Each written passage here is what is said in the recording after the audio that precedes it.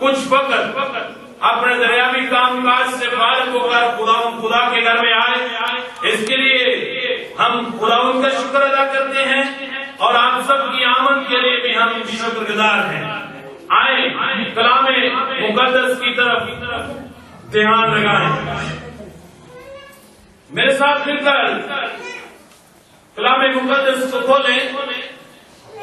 ہوسیہ نبی کا صحیفہ، پرانے عہد نامہ میں سے ہوسیہ نبی کا صحیفہ، اس کا 4 باب اور اس کی 6 نمبر آیت جو ہے ہم مل کر تلاوت کریں گے، اور ایمان رکھتا ہوں کہ جتنے لوگوں کے پاس بائبل مقدس کا نسخہ موجود ہے وہ اپنے ہاتھ میں لے اور ہمارے ساتھ ہم آواز ہوں تاکہ ہم اس کلام مقدس کی تلاوت کو مل کر خدا کے حضور پڑھ سکیں۔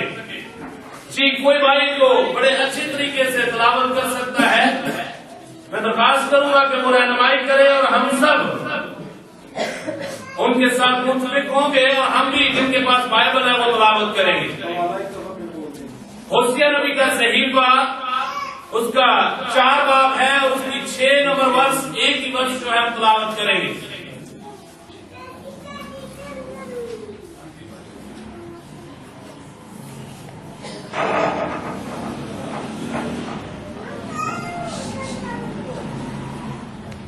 خداوند کے پاس کلام میں یوں لکھا ہے، چونکہ تو نے معرفت کو رد کیا اس لیے میں بھی تجھ کو رد کروں گا۔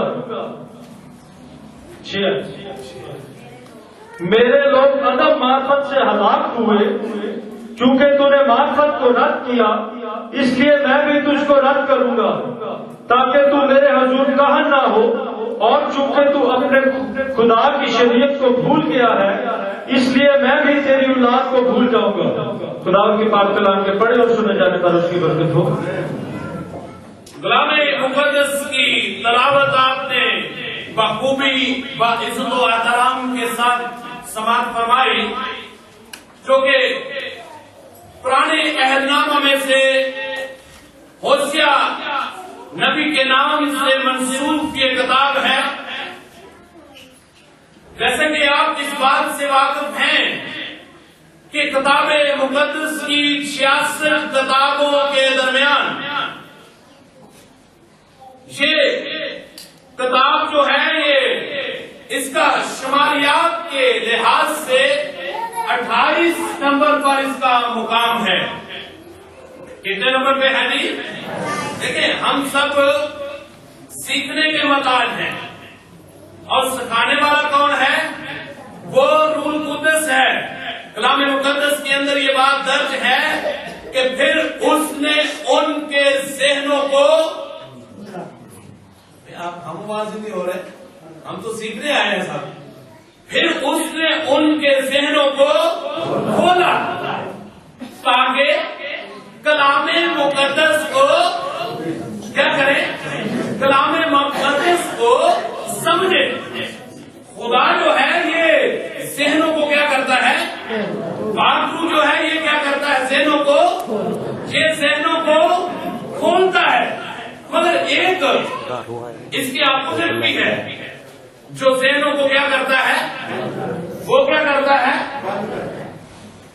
پولس رسول اس بات کا ذکر کرتا ہے رومیوں کے خط کے اندر، وہاں پہ کیا لکھا ہوا ہے؟ لکھا ہوا ہے کہ اس جہان کے خدا نے ان کی عقلوں کو کیا کر دیا؟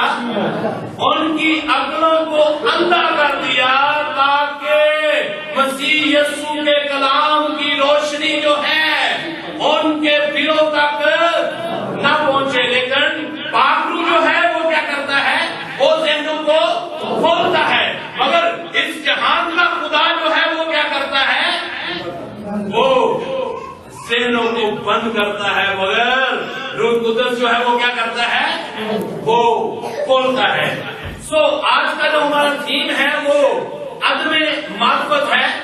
اس سے پہلے کہ ہم اس ٹاپک کی طرف جائیں، میں چاہتا ہوں کہ اس کتاب کا ساق و سباق جو ہے اس کے بارے میں آپ کو علم ہونا اور اس کی انفارمیشن ہونا ضروری ہے، کیونکہ اگر ہم مسیح ہیں تو ہمیں بائبل مقدس کے بارے میں انفارمیشن ہونے کے لیے ضروری ہے کہ اس کو سیکھنا چاہیے۔ میں بتا رہا تھا کہ ہوسیا نبی کی کتاب 66 کتابوں میں سے 28 نمبر پر اس کا مقام ہے۔ شماریات کے لحاظ سے اس بائبل مقدس کی 14 باب ہیں۔ کتنے چیپٹر ہیں؟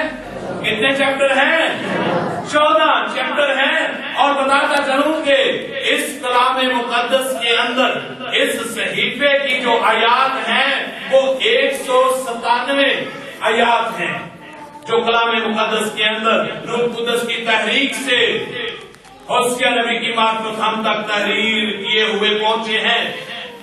اس کے علاوہ ہوسیا کا جو لفظی مطلب ہے وہ کیا ہے؟ ہوسیا کے جو معنی ہیں وہ کیا ہے؟ ہوسیا کے جو معنی ہیں وہ ہے نجات، یا اسی اصطلاح کے اندر ایک اور اس کے معنی لیے گئے ہیں۔ یہ میں عبرانی متین سے جو اس کے معنی ہے اس کی بیان کر رہا ہوں۔ دوسرے اس کے معنی ہے منجی۔ ہوسیا کے کیا معنی ہے؟ نجات اور منجی۔ یہ کتاب جو ہے یہ ریپرزینٹ کرتی ہے نجات کو، اور خداوند یسوع المسیح کے مسیح موعود ہونے کے لیے یہ کتاب جو ہے اس بات کا دعویٰ ہے۔ اور ہم دیکھتے ہیں کہ یہ کتاب جو ہے تحریر جو ہوئی ہے یہ 720 سے 760 کے درمیان میں لکھی گئی، اور اس کے لکھنے کا جو مقصد تھا وہ یہ تھا کہ اگر اسرائیل توبہ کرے تو برکت کے وارث ہو سکتے ہیں۔ کیا کر سکتے ہیں؟ اگر توبہ کریں تو برکت کے وارث ہو سکتے ہیں۔ اور یہی صحیفہ اس وقت اس کلیسیا کے ساتھ ہم کلام ہو رہا ہے کہ اگر ہم آج بھی توبہ کریں تو ہم برکت کا سبب بن سکتے ہیں، برکت کو حاصل کر سکتے ہیں۔ اس کے علاوہ یہ جو تھیم میں نے آپ کے سامنے بیان کیا کہ عدم معرفت، یہ بیسیکلی 2 الفاظ کا مخفف ہے۔ 2 الفاظ کو یکجا کیا گیا ہے۔